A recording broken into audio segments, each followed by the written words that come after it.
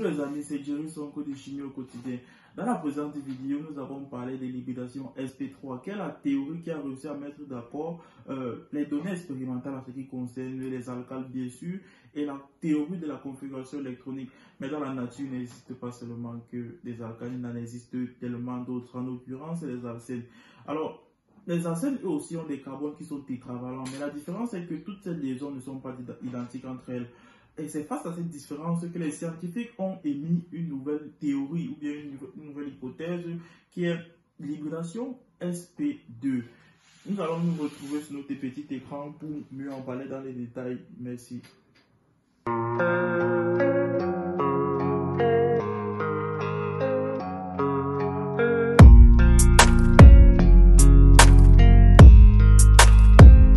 Bonjour les amis, aujourd'hui nous nous retrouvons pour traiter sur le thème de l'hybridation sp2, liaison pi et géométrique.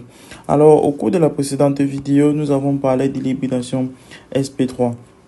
Nous avons dit que dans presque toutes les molécules, le carbone est tétravalent et principalement dans les alcanes, nous avons le carbone qui est lié à 4 atomes avec des liaisons chimiques identiques.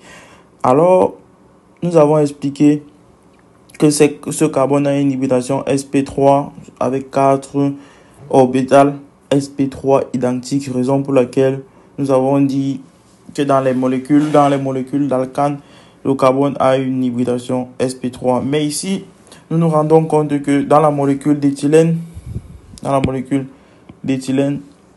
nous avons le carbone qui est lié à 3 atomes et toutes ces liaisons ne sont pas identiques du fait de la présence d'une double liaison. Ceci nous amène à introduire une nouvelle théorie qui est l'hybridation sp2, comme le dit le nom sp2. sp2 veut dire mélange de 2 orbitales p et une orbitale s. Comme nous voyons là, nous avons vu, nous mélangeons ces orbitales, ce qui nous permet d'obtenir 3 orbitales sp2 et là nous avons la présence d'une orbitale 2p non hybridée et nous allons mettre les électrons sur ces différentes orbitales et nous allons dessiner la forme de l'orbitale sp2. Nous allons premièrement rappeler, comme je fais toujours, l'orbitale s a une forme sphérique, l'orbitale p a une forme de lobe ou d'altère et dans ce cas l'orbitale sp2 a cette forme-ci et a un caractère 1/3 de caractère S et 2/3 de caractère P. Soit là, nous avons 33% et là, 67%.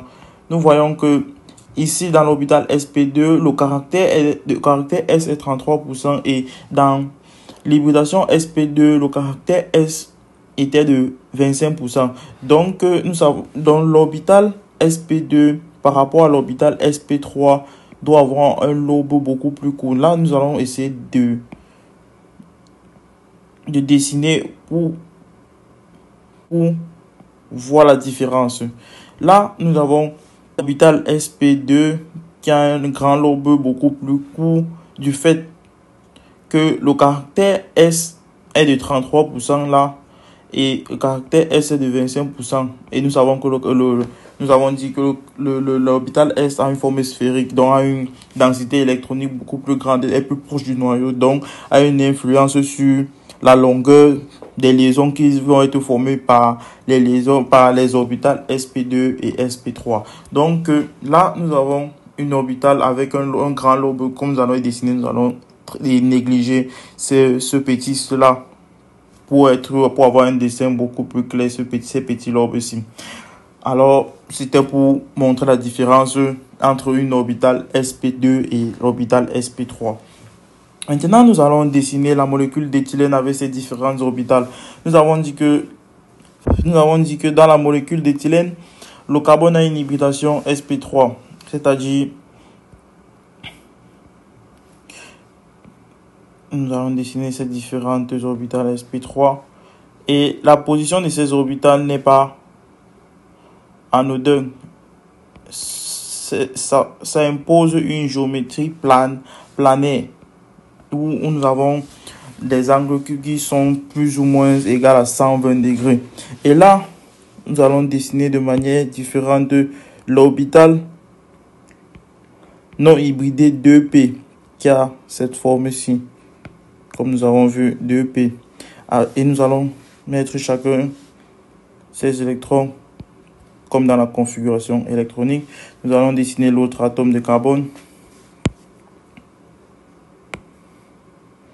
Nous allons dessiner l'autre atome de carbone avec ses différentes orbitales.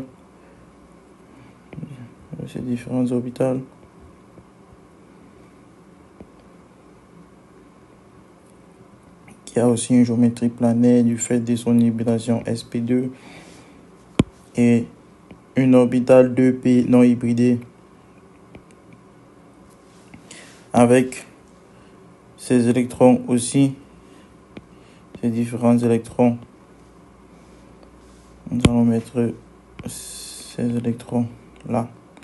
Alors, lorsque nous avons une superposition de manière axiale de deux orbitales, là nous avons une liaison, appelons liaison sigma, due à la superposition axiale des différentes orbitales sp2, dans ce cas dans la molécule d'éthylène.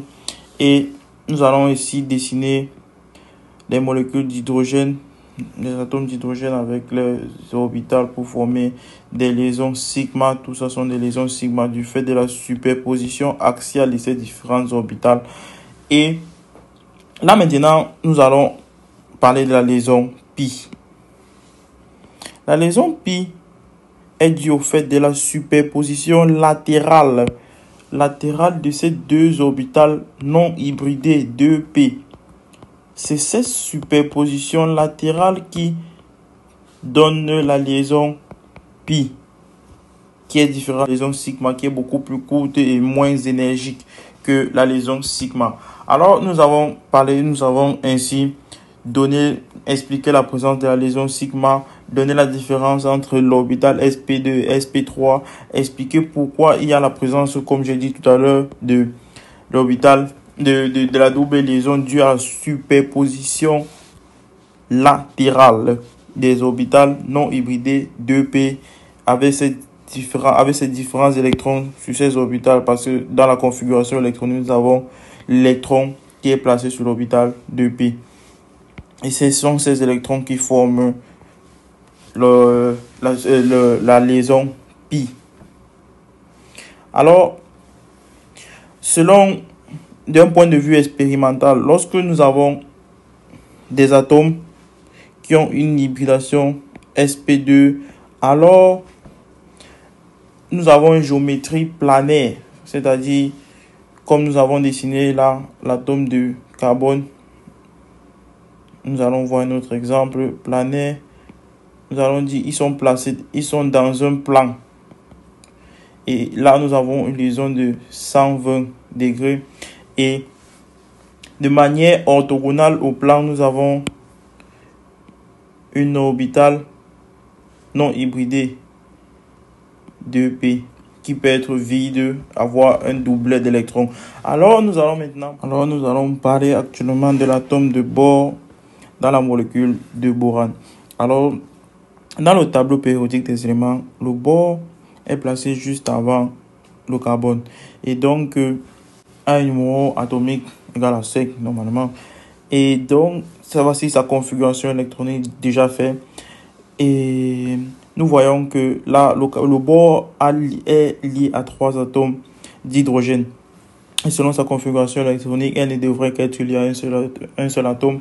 Et donc, pour expliquer ceci, nous introduisons le concept d'hybridation qui est l'hybridation sp3, parce que nous allons expliquer la logique de l'hybridation sp2 autant pour moi. Là, nous montons un peu en énergie l'orbital 2s et nous descendons un peu en énergie l'orbital 2p. Nous obtenons 3 orbitales sp2, sp2 et un orbital 2p. Nous remplissons les électrons et ensuite l'orbital 2p est vide.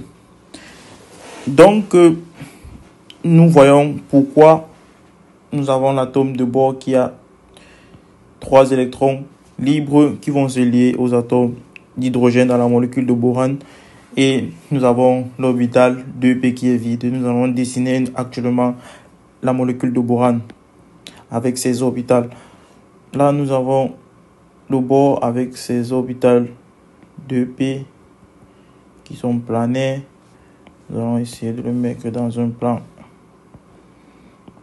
avec ses électrons. Et nous allons mettre l'hydrogène avec ses électrons. Et là, nous avons des liaisons sigma, sigma et sigma. Et ensuite, nous avons l'orbital 2p qui est orthogonal au plan et vide. Là, nous n'avons aucun électron. Et cet orbital 2p vide confère à la molécule de borane des propriétés. Alors, si nous représentons la molécule de borane ainsi, ou bien selon la structure de Lewis que nous allons traiter dans les détails beaucoup plus tard, nous allons montrer une manquance électronique où ce carré ce doublet est capable d'accepter cet orbital, autant pour moi, cet orbital est capable d'accepter un doublet d'électrons. Et donc, une molécule qui est capable d'accepter un doublet d'électrons est un acide selon Lewis. Alors, cet orbital confère à la molécule de borane des propriétés acides.